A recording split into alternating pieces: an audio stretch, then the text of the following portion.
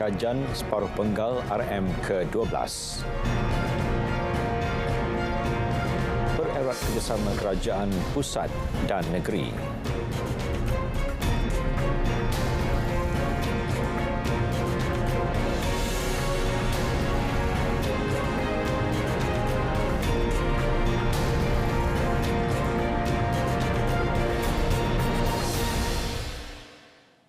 Assalamualaikum, salam Malaysia Madani, berita Parlimen Selasa 26 September 2023 bersama saya Muhammad Shah Musa.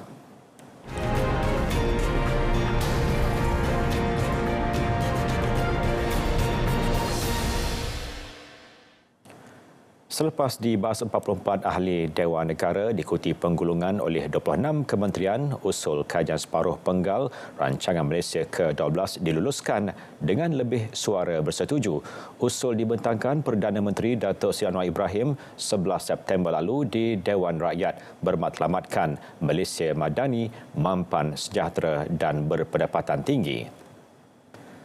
Kajian separuh penggal RM ke-12 dengan 17 anjakan besar menjadi pemangkin utama menerusi 71 strategi itu merupakan jaminan teguh kerajaan dalam memenuhi tuntutan reformasi yang diharapkan rakyat sekaligus memaknai semangat Malaysia Madani. Ia juga menjadi dokumen dasar bagi memacu dan melonjak pembangunan negara dengan mengangkat darjat serta memperkasa rakyat.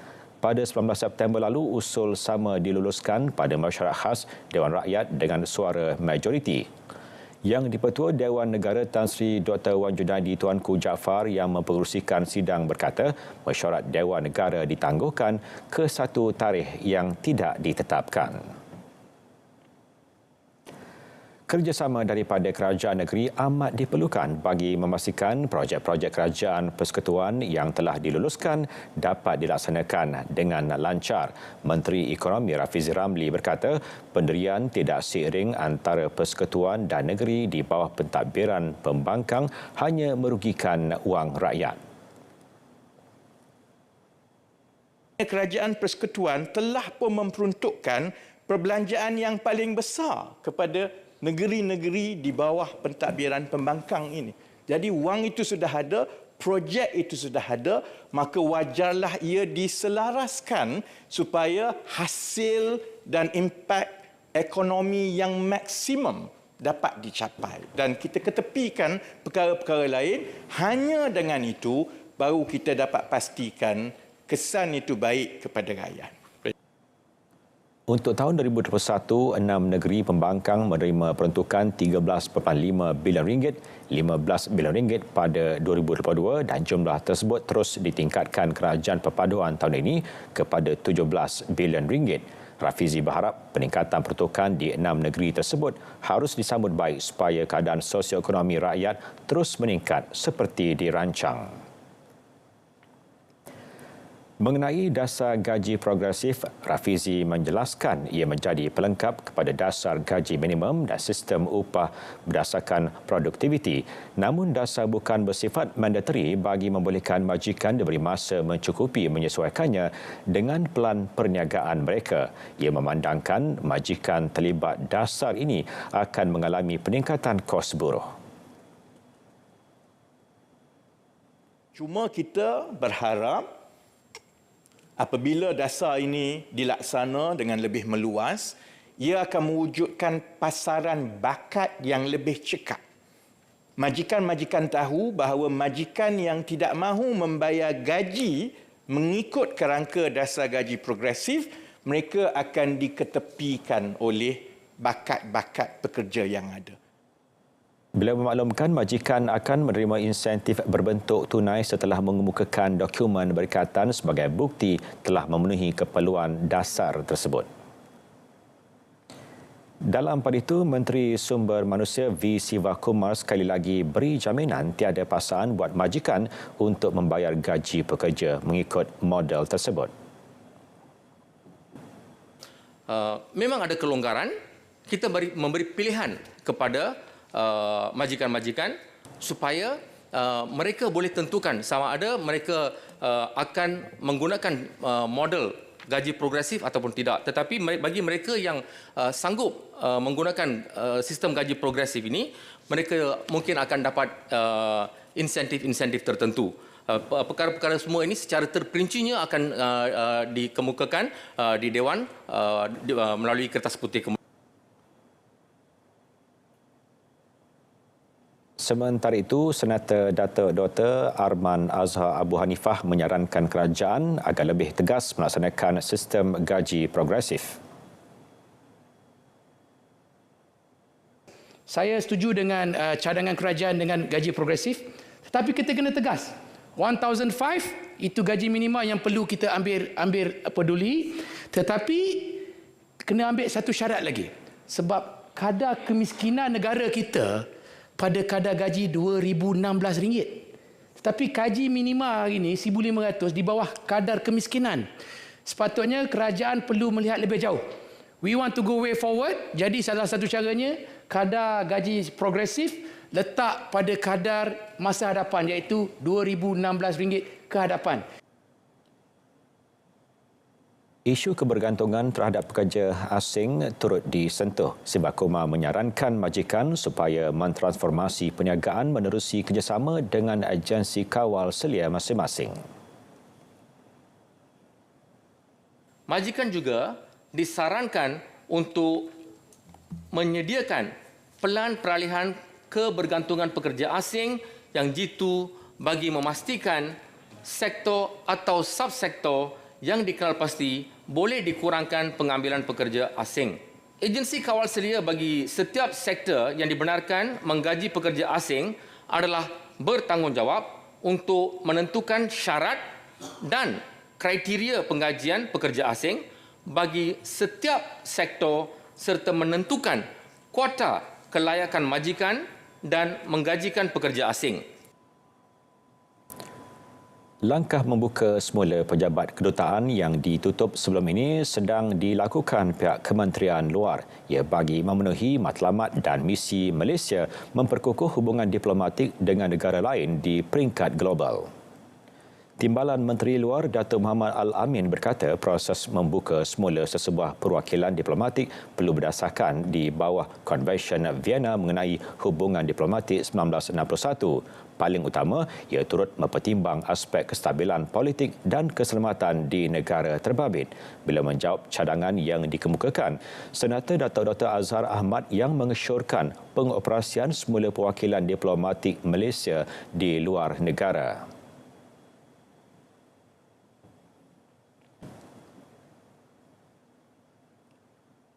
Ada beberapa perkara yang dinyatakan dalam Vienna Convention itu perlu kita penuhi dan ikuti. Semua perkara-perkara ini masih dalam proses kita. Dalam peringkat akhir mudah-mudahan ianya dapat dipermudahkan. Kebanyakan pejabat kedutaan besar yang kita tutup ini adalah oleh kerana berlakunya ketidakstabilan politik dalam negara-negara tersebut. Dan oleh kerana itu kita kena perhatikan pada hari ini dalam proses itu untuk membuka semula kita kena pastikan. Yang pertamanya kestabilan negara itu mesti berada dalam keadaan yang baik dan dari segi keselamatan juga mesti berada dalam keadaan yang baik. Barulah kita buat keputusan untuk membuka semula pejabat kedutaan besar yang pernah kita gantung atau tutup sebelum ini. Selain Baghdad, 6 lagi pejabat kedutaan besar yang ditutup termasuk di Tripoli, Libya, Addis Ababa, Ethiopia, Damsyik, Syria, Sana'a, Yaman, Kiev, Ukraine dan Khartoum, Sudan. Ruang dan peluang baharu diteroka bagi menyokong cadangan meningkatkan legislatif kota 30% kepada wanita. Timbalan Menteri Pembangunan Wanita, Keluarga dan Masyarakat Aiman Atirah Sabu bagaimanapun berkata kajian lanjut kebolehkelaksanaan cadangan itu perlu memandangkan ia melibatkan perubahan dasar dan perundangan. Itu. KPWKM sentiasa prihatin dan komited dalam memastikan penyertaan wanita sebagai pemimpin dan pembuat keputusan. Kerjasama juga telah diadakan bersama dengan pertubuhan bukan kerajaan untuk meningkatkan penglibatan wanita dalam politik melalui forum dan bengkel bina upaya kepimpinan wanita dalam politik.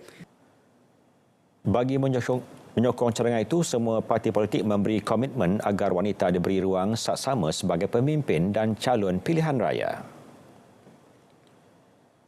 Orang ramai disaran menggunakan saluran rasmi KPDN bagi sebarang penyaluran maklumat atau aduan berhubung isu gangguan bekalan beras. Timbalan Menterinya Fuziah Saleh berkata kaedah itu lebih produktif bagi membolehkan tindakan segera diambil berbanding menularnya di media sosial.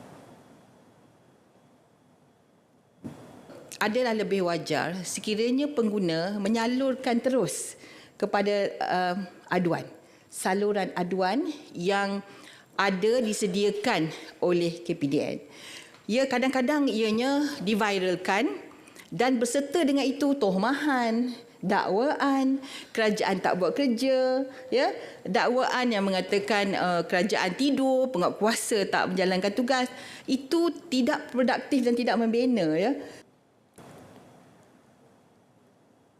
Konsep Malaysia Madani akan terus diperkasakan. Timbalan Menteri Komunikasi dan Digital Teo Ni Ching berkata kementerian akan terus meningkatkan usaha untuk memperkenal dan memberi pemahaman konsep tersebut kepada rakyat. Jelas beliau menerusi Jabatan Penerangan JAPIN sebanyak 32 program Kita Madani telah dilaksanakan di seluruh negara melibatkan lebih 27,000 peserta setakat 22 September lalu. Sementara 2,848 program Jalinan Insan Wahana Aspirasi Jiwa dilaksana meliputi semua kawasan Parlimen termasuk 600 kawasan Dewan Undangan Negeri DUN. Bagi RTM pula, sepanjang Januari sehinggalah September, saluran TV1 telah menyalurkan sebanyak 2,245 bahan penyiaran berkaitan konsep Malaysia Madani yang disiarkan dalam bentuk pesanan khidmat masyarakat PSA, video pendek, promo serta kapsul. Manakala saluran TV2 pula telah menyiarkan sebanyak 2,067 laporan dalam pelbagai format penyiaran termasuk kapsul, PSA dan promo. Saluran TV OK pula telah menyiarkan sebanyak 2,728 kapsul, PSA, video pendek dan promo. Komitmen untuk memberi pemahaman kepada rakyat Malaysia berkaitan konsep Malaysia Madani juga dilaksanakan dalam bentuk pelaporan berita. Sepanjang Januari hingga September tahun ini, RTM telah pun menyiarkan 772 laporan berkaitan Malaysia Madani dalam format berita TV, manakala 969 lagi laporan dalam bentuk pelaporan berita radio. Sebanyak 1,516 kandungan di media sosial telah diturunkan Suruhanjaya Komunikasi dan Multimedia MCMC kesemua berkaitan isu kebencian dan penyebaran berita palsu yang bersifat 3R iaitu agama, bangsa dan institusi diraja. Jelas beliau kandungan tersebut melanggar Akta di bawah Seksyen 233 Akta Komunikasi dan Multimedia 1998. Malah MCMC juga sentiasa meneruskan langkah advokasi dalam membudayakan amalan tidak pasti jangan kongsi sekaligus menyebarkan kandungan yang positif dalam kalangan rakyat. Portal sebenarnya telah diwujudkan oleh SKMM untuk tujuan ini. Sejak pelancarannya pada 14 hari bulan Mac sehingga 31 Ogos. Portal sebenarnya .my secara purata telah menerima 2 juta hits setiap bulan dan sebanyak 3,063 artikel berhubung berita palsu telah pun diterbitkan di portal sebenarnya dalam tempoh yang sama.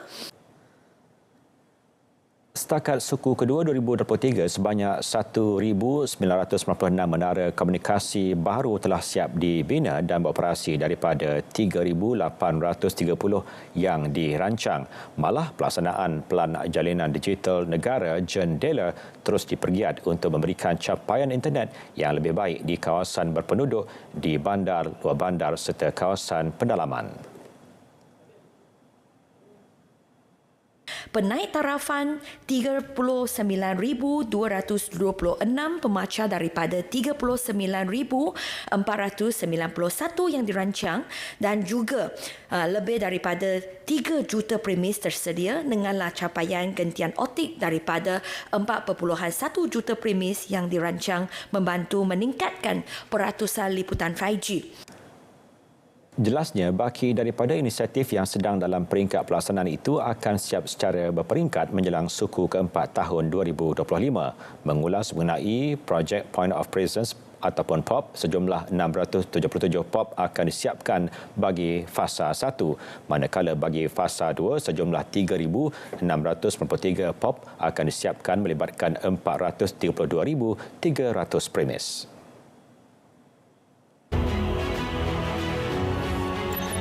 Kesejahteraan masyarakat desa termasuk peneroka dan pekebun kecil akan terus dibela melalui kajian semula pengukuhan fungsi dan peranan agensi berkaitan, terutama Felda, Felkra, Risda dan MARA. Kerajaan memperkenalkan insentif khas sumbangan kesihatan rahmah sebanyak RM300 bagi warga peneroka berumur 65 tahun ke atas dan akan membina 12 pusat hemodialisis di semua kawasan Felda dan di premis Yayasan Felda di Kelana Jaya. Dalam program Felda Madani, para peneroka akan terus mempunyai peluang untuk menjana pendapatan lebih baik. Ini termasuk pelaksanaan program peningkatan keterjaminan makanan dan langkah drastik bagi membantu peneroka getah beralih kepada tanaman komoditi lain. Pembangunan kerangka unsur nadir bumi REE, satu perbincangan bersama dengan kerajaan negeri akan dilakukan pada minggu hadapan. Ia mengambil kira kawasan yang berpotensi untuk diteroka tanpa mengganggu ekosistem hutan simpan kekal. Menteri Sumber Asli Dalam Sekitar dan Perubahan Iklim Nik Nazmi Ni Ahmad berkata, tumpuan turut diberikan kepada aspek pemprosesan yang perlu dibuat dalam negara. Yang ditekankan oleh Yang Amat Berhormat Perdana Menteri ialah pemprosesan. Ya, bukan hanya kita gali unsur nadir bumi ini, tetapi pemprosesan dia pun kita nak buat di negara kita paling kurang di peringkat pertengahan, midstream, kalaupun tak peringkat downstream dengan izin. Ya, jadi dengan itu, kalau ideal kita dapat kepakaran negara kita. Kalau kita perlu bawa kepakaran dari luar tetapi dibuat di negara kita, itu juga tidak ada masalah. Sebab ini kita perlukan rare earth ini untuk buat EV, electric vehicle. Kita perlukan rare earth untuk buat turbine untuk kincir angin, ya, untuk menghasilkan tenaga boleh baharu. Banyak telefon, ya, banyak perlukan rare earth juga. Jadi ini menjadikan satu perkara yang sangat strategik dan kita nak mereka datang ke Malaysia. Dan setakat ini sebanyak 80% kawasan berpotensi REE dikenal pasti berada di luar kawasan hutan simpan. Awal September lalu, Kabinet telah meluluskan prosedur operasi standard SOP berkaitan dasar mineral termasuk REE. Ia bagi memastikan pengeksploitasian hasil mineral itu dibuat secara lestari dan mampan. Isu sekolah berisiko banjir dibangkitkan Senator Datuk Kesabadas Ayuj dan Nair. Menteri Pendidikan Fadlina Siddiq memaklumkan RM80 juta diberikan tahun ini untuk peruntukan penyelenggaraan akibat bencana dan kecemasan. Dan kerja-kerja penyelenggaraan yang dilaksanakan merangkumi penyelenggaraan struktur dan bukan struktur bangunan, bumbung pendawaian, elektrik, pagar, longkang dan lain-lain, penyelenggaraan kecil.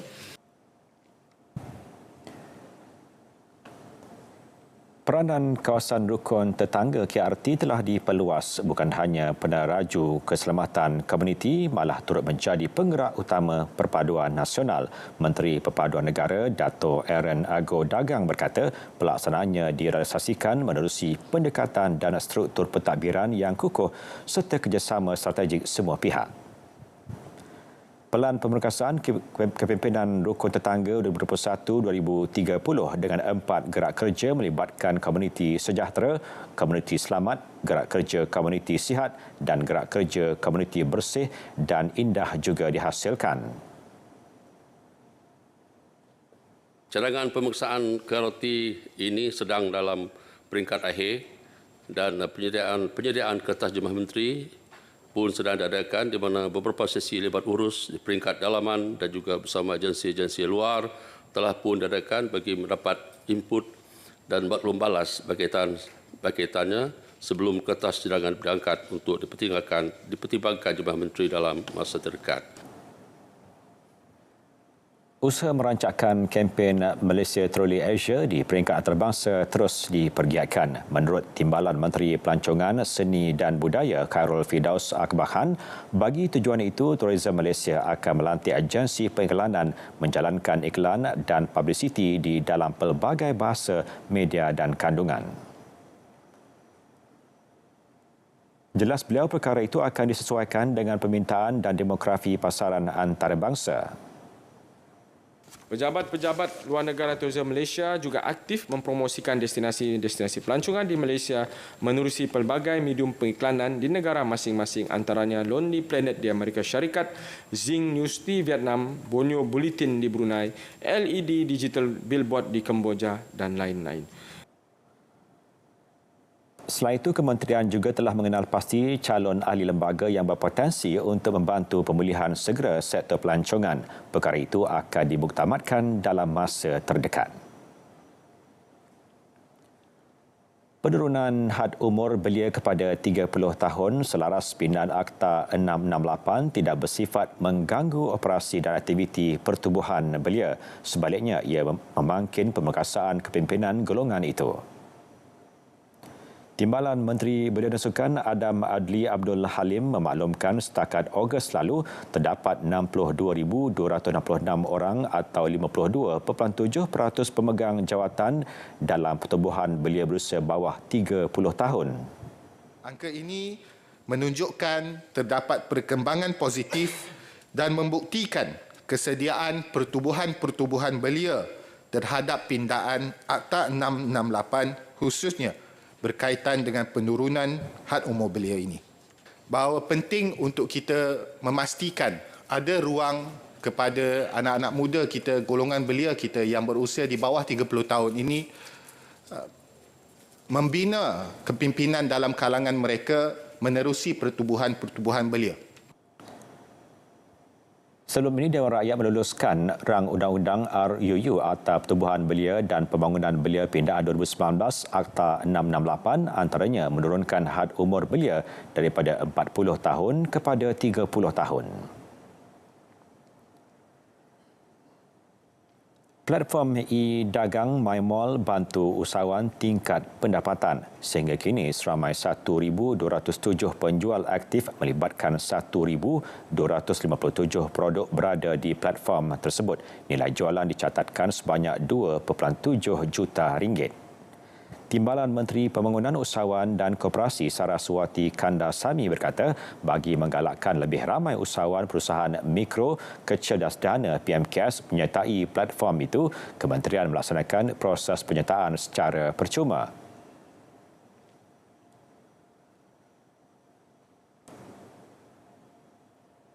Selain menikmati platform e-dagang tanpa charge, usahawan yang berdaftar di MyMall memiliki kelebihan termasuklah diberi akses terhadap alat-alat bantuan perniagaan atau business development tools dengan izin, latihan keusahawanan serta peluang mendapatkan pembiayaan perniagaan. Platform MyMall itu turut menyediakan ruang pemasaran dalam talian secara percuma terhadap produk atau perkhidmatan yang ditawarkan PMKS. Dalam pada itu, Saraswati turut menjawab soalan Senata Jaziri Al-Kaf Abdillah Sofyan mengenai usaha bagi membantu melahirkan syarikat unicorn. Ia bagi mengurangkan jurang pembiayaan yang dilihat hanya memberi tumpuan kepada syarikat pemula sahaja. Secara umumnya, Kementerian Pembangunan Usahawan dan Koperasi KUSKOP tidak mempunyai program khusus untuk membangunkan syarikat unicorn. Ini kerana kementerian memberi fokus kepada pembangunan PMKS termasuk usahawan pemula melalui program Tunas Usahawan Belia Bumiputera atau TUB di bawah SME Corp. Selain itu, KUSKOP melalui SME Bank sedang melaksanakan program Titan yang merupakan satu program pembangunan usahawan peringkat tinggi.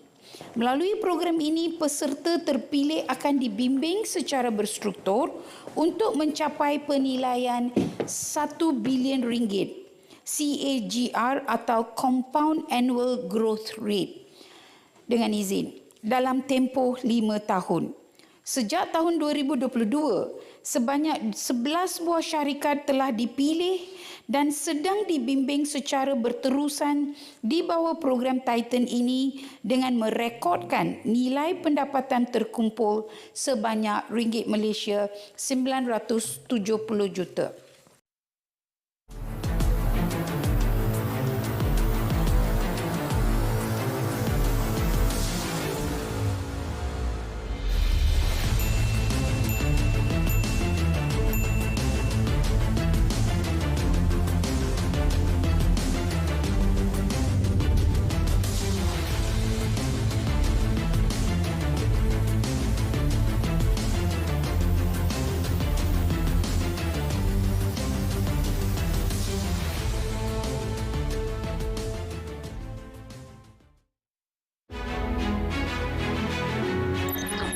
Pembangunan desa tentunya tidak akan dikesampingkan. Kerajaan bertekad untuk merapatkan nisbah jurang pendapatan antara desa dan bandar daripada 0.57 pada tahun 2022 kepada 0.67 pada tahun 2025. Dalam hal ini, kerajaan akan memperluas penyediaan infrastruktur dan perkhidmatan, memanfaat potensi ekonomi desa dan memperkukuh pencapaian perkhidmatan untuk memastikan kesejahteraan penduduk di desa dan pedalaman. Antara program dan projek baru yang akan dilaksanakan termasuk projek membina jalan dari Kampung Gedes melalui Sungai Kelai ke Felda Palung, Jempul, Negeri Sembilan. Projek membina jalan dari Kuala Linggi ke Air Molek, Masjid Tanah Alor Gajah, Melaka. Projek membina jalan dari Kampung Kuala Sungai Udang ke Pantai Murni, Yan, Kedah. Projek membina jalan pintas Bukit Sagu ke Bukit Queen, Kuantan, Pahang. Projek jalan perhubungan desa negeri Perak fasa 2. Projek sokongan pengukuhan keusahawanan luar bandar 2.0. Program pembangunan keupayaan komuniti luar bandar. 76 minit tanpa henti. 76 minutes non-stop.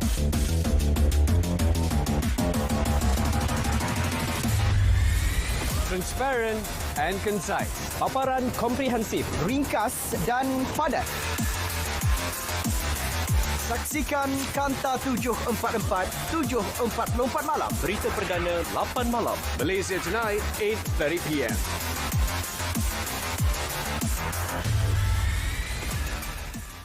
Berita Parlimen berakhir di sini. Malaysia Madani dekat perpaduan penuh harapan. Assalamualaikum dan selamat malam.